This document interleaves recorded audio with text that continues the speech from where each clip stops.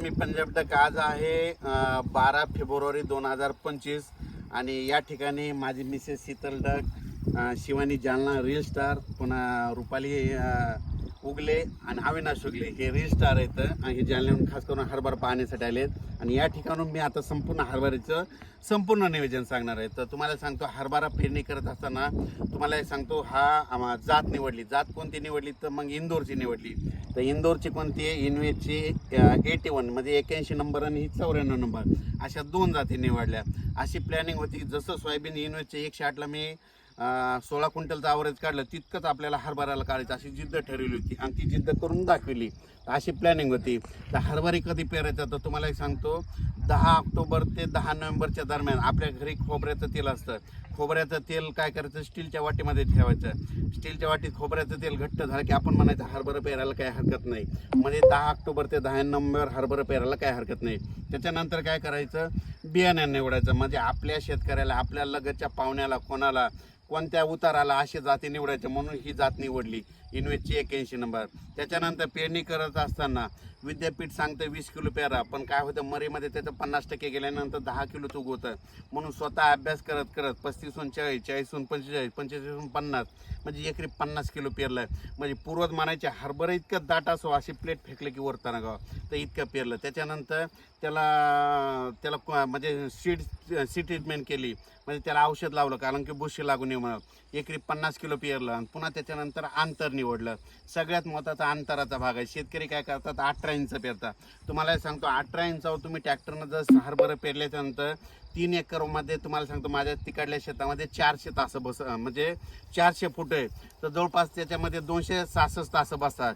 आणि हे जर 16 इंचावर जर पेरलं तर ते आमच्या 2मध्ये 300 तासं बसायलेत. म्हणजे 3 एकर मागं जवळपास पाऊण एकर रान वाढायला, म्हणजे 16 इंच पेरल्यामुळं. त्याच्यामुळे एक उतार वाढणार आहे माझा. त्याच्यानंतर पेरताना 50 किलो पेरला. पेरणी करत असताना काय केलं की जितका खोल जाईल तितका पेरल्याच्या नंतर हरभऱ्याला पहिल्या दिवशी देखील पाणी द्यायला जमतं.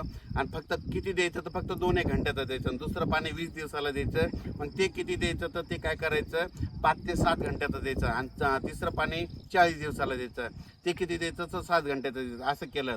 आणि हरभऱ्याला तुम्हाला सांगतो, नेमकं त्यावेळेस धुई असते. मग अशा वेळेस काय करायला पाहिजे की बुरशीनाशक मारायचं.